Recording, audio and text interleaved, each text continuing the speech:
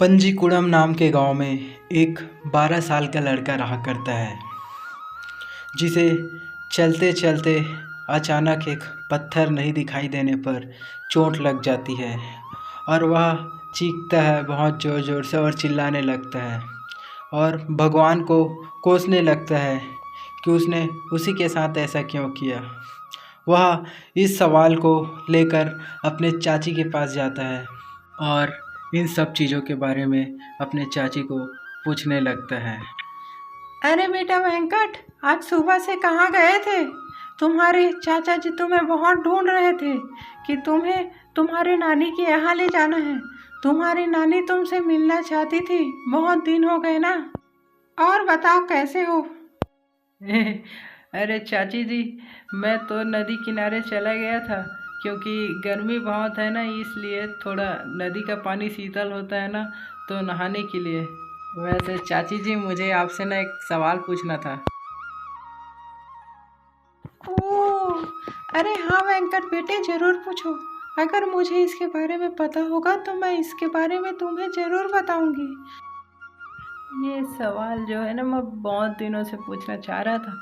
पता है, जब मैं खेलता कूदता रहता हूँ और भी कहीं घूमने जाता हूँ तो जब चलते रहता हूँ ना, तो मुझे चोट लग जाती है पैरों पर। और पता नहीं मुझे ही ऐसा क्यों लगता है। मेरे बाकी दोस्तों को तो नहीं लगता, पर मुझे क्यों लगता है। और भगवान ऐसा मेरे साथ क्यों करते हैं।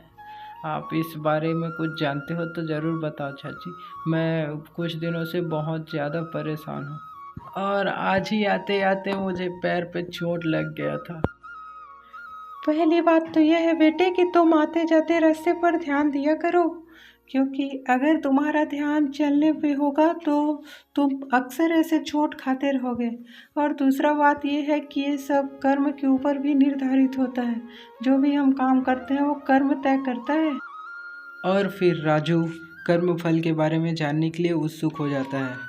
इस पर उसकी चाची जैसी करनी वैसी भरनी की कहानी बताता है। कंठला गांव में एक मध्यम वर्गीय कुमार का परिवार रहता है, जो मिट्टी का सामान बनाता है। अरे कविता, सुनती हो? इस साल हमारे मिट्टी के बने सारे हाथी घोड़े बहुत ही ज़्यादा बिके हैं और बाजार में तो एकदम धमाल ही मचा दिए थे और कमाई भी बहुत अच्छी हुई है। देख लो, कल का पैसा बहुत अच्छा आया है।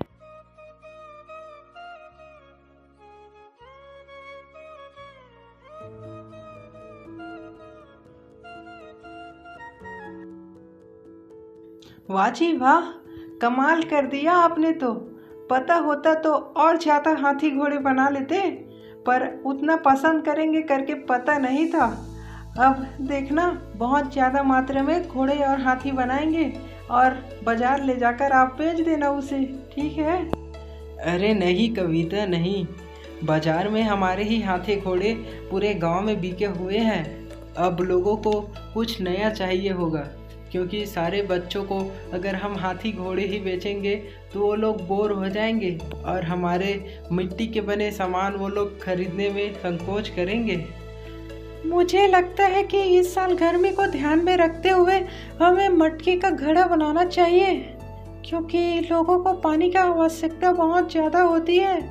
और हम लोग घड़ा बनाएंगे तो हमारा ही फायदा है, क्योंकि घड़े तो इस साल गर्मी में बहुत ज़्यादा काम आएंगे। और घड़े को हम लोग रंग से भर देंगे ताकि लोगों को ज़्यादा पसंद आए, है ना? अरे वाह कविता, ऐसा सोच तुम्हारे पास कैसे आ गया। हम लोग कलर करके मटकी को अगर बेचेंगे तो वो अच्छे रेट पर जाएगा और हमारे पास पैसा भी आएगा। मुझे लगता था तुम्हारे पास तो दिमाग ही नहीं है, मानना पड़ेगा तुम्हें। ओह, तो ये बात है। अगर ऐसा बोलोगे ना तो तुम्हें मैं खाना नहीं दूंगी, फिर भूखे बनाते रहना अपने सारे मटके। बोल देती हूँ, मेरे पास भी दिमाग है और वो भी तुमसे ज़्यादा। रामगंगा अपने मिट्टी के सामान बनाने के लिए, बर्तन बनाने के लिए बहुत ज़्यादा प्रसिद्ध था। वह अलग अलग प्रकार के मूर्तियाँ बनाने के लिए खास रुचि रखता था और उसने पानी के घड़ा बनाने के लिए शुरू किया। रामगंगा अपने मिट्टी के घड़ा बनाने के लिए काफ़ी मेहनत करता था और अपनी लगन से मेहनत करके मिट्टी का घड़ा बनाया करता था। और देखते ही देखते रामगंगा ने बहुत सारे घड़ा बना लिया था, जो कि दिखने में एकदम ही काली काली दिखाई देती थी। लोग उस मिट्टी को लाने के लिए सोचते थे, हे भगवान, बैठे बैठे आज तो कमर ही टूट गया। लगता है इस बार घड़े बनाने में मैंने बहुत ही ज़्यादा समय लगा दिया। पर उससे क्या होता है, बेचने के लिए सारे घड़े आखिरकार बन तो गए। अब इसको रात भर सूखने के लिए यहीं छोड़ देता हूँ। वैसे भी इतना गर्मी है, सूख तो जाएगा ही। कुल जल्दी उठकर भट्ठी पर डाल दूँगा और पकने के बाद ये सारे घड़े और भी मजबूत हो जाएंगे।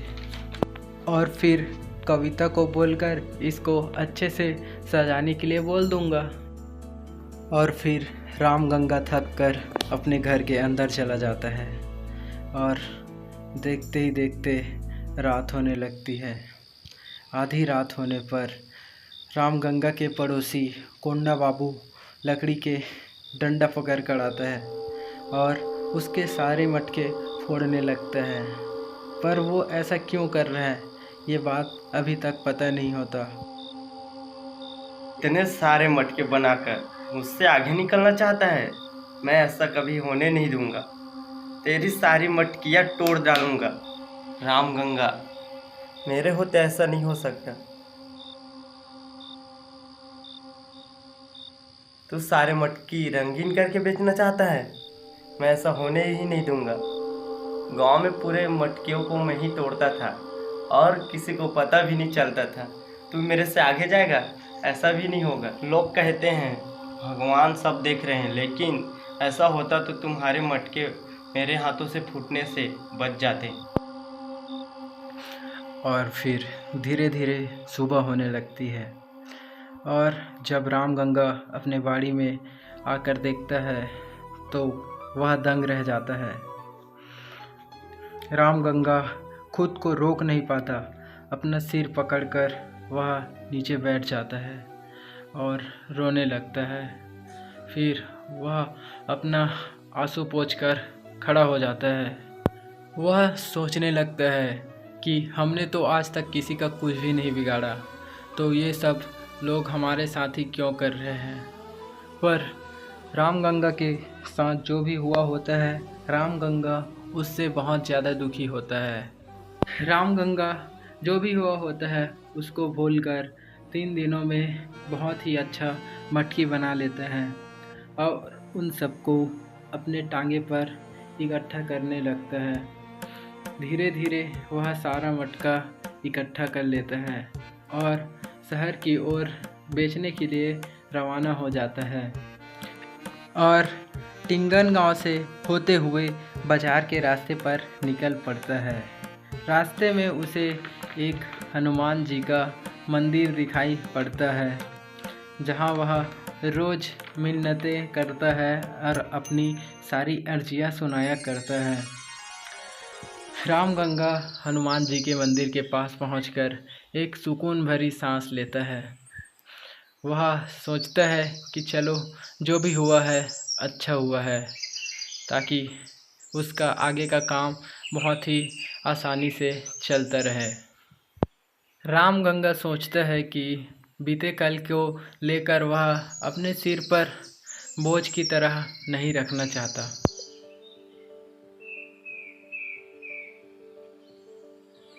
हे भगवान, पता नहीं उस दिन हमारा मटकी किसने तोड़ा था। मैंने आपकी कृपा से आज तक किसी का बुरा भला होने के लिए नहीं सोचा है, पर भगवान उस दिन जो भी हमारे साथ हुआ है वह हमारे लिए बहुत ही गलत साबित हुआ है। मैं नहीं चाहता कि ऐसा किसी के साथ हो, पर भगवान जो भी किया है या फिर जो भी आगे करने वाला है, इसका उस चीज़ का सज़ा ज़रूर मिलना चाहिए। मैं चाहता हूँ कि जिसने भी ये सब हमारे साथ गलत काम किए हैं उसको आप छोड़ना मत, दंड देना ही। और फिर इतना कहकर रामगंगा गुंटूर गांव के बाजार की ओर निकल पड़ता है। गांव में पहुंचते ही। आओ आओ बहन जी आओ, देखो कितने सुंदर सुंदर मटके लाए हैं मैंने, बिल्कुल नए नए आए हैं बाजार में, देख लो। अरे हाँ भैया, आप तो बहुत ही सच कह रहे हो, देखने में सारे मटके बहुत ही ज़्यादा सुंदर लग रहे हैं। हाँ बहन जी हाँ, चलो तो बताओ आपको कितने मटके दे दूँ। एक मटके का रुपया है 30 रुपये और 2 मटके का है 50 रुपये। 2 लोगे तो आपको फ़ायदा ही है, 2 ले लो। ठीक है भैया, 2 मटके दे दो, और ठीक ठाक रहना, वैसे ही वाला मटके देना ना। पिछली बार जो मटके लिए थे एक जने भैया से, वो अंदर से टूट गया था, पानी घर में ही टपकता था। सबको पता होता है कि जंगल के रास्तों पर रात होने पर लुटेरों का डेरा होता है, इसलिए रामगंगा भी अपना सारा सामान बेचकर जल्दी से जल्दी घर की ओर निकल पड़ता है और जंगल के रास्तों से गुजरने वाले सभी लोगों को जंगल के खतरनाक लुटेरे लूटने के लिए रास्ते पर खड़ा होकर देखने लगते हैं।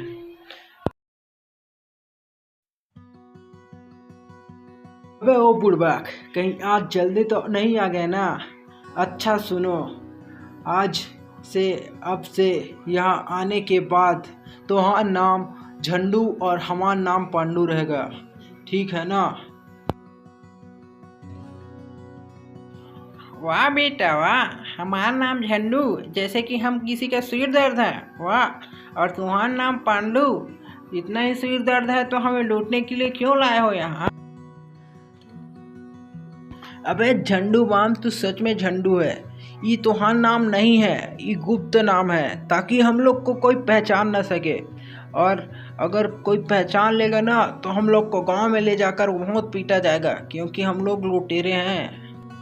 ओहो, तो हमनी के ई नाम कोनो पहचान ना ले, यही खातिर रखे हो ना? चलो ठीक है, हमरा नाम झंडू बाम रख ले हो तो चलो ठीक ही है, पर देखना अगर बाहर में हमारा नाम झंडू लिए ना तो तुम्हें झंडू बाम की तरह लगा के रख देंगे, बता देते हैं।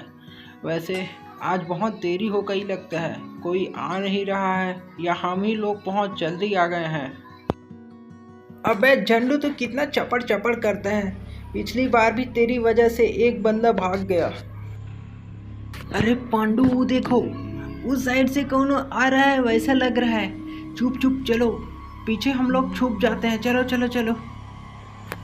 और फिर पांडू और झंडू दोनों ही आने वाले इंसान को देखकर पेड़ के पीछे छुप जाते हैं और इंतज़ार करने लगते हैं कि पास में आए जल्दी और वह झपट्टा मारकर उस इंसान को पकड़ ले। और जैसे ही वह इंसान सामने आता है, दोनों सामने आ जाते हैं। अबे ओ बूढ़ऊ, क्या समझे, जितना माल पानी है ना सब बाहर निकाल दे, वरना तेरी सांस बाहर निकाल देंगे, और जितना भी पैसा है ना वो भी लेकर चला जाएंगे। सोच ले, पैसे देने में ही तेरा भलाई है, बता देते हैं। अरे मुझे लूट कर क्या मिलेगा? तुम्हें एक घर बताऊंगा जहाँ बहुत सारा पैसा और सोना चांदी है, एक बार वहाँ लूटोगे तो माला माल हो जाओगे। पांडू, मैं पक्का बोल रहा हूँ, इस साला बूढ़ऊ हम लोगन के चूल्हा लगावे की कोशिश कर रहा है। ये हम लोग को छोटका मोटका चोरी करवा के गांव में पकड़वाना चाहता है। अबे बूढ़ऊ, लगता है तो के समझ ना आवेला, ऐसा छोटका मोटका चोरी लूट मार करा के हमको गांव के लोगों से पिटवाना चाहता है क्या?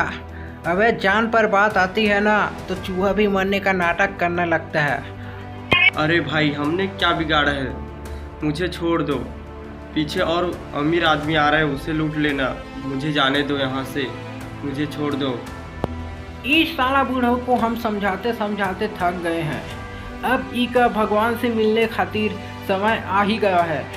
लगता है ई को जल्दी ही ऊपर भेजना पड़ेगा, एक पैर कब्र में है, फिर भी इसको पैसा ही चाहिए।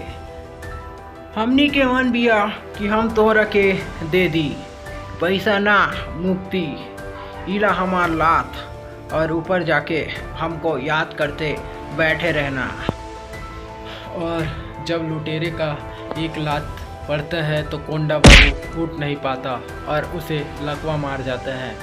जिसके बाद से वह बहुत पछताता है। जैसी करनी वैसी भरनी का फल उसे मिल जाता है। और ऐसे ही वीडियो देखने के लिए मेरे चैनल को सब्सक्राइब ज़रूर करें। Thank you.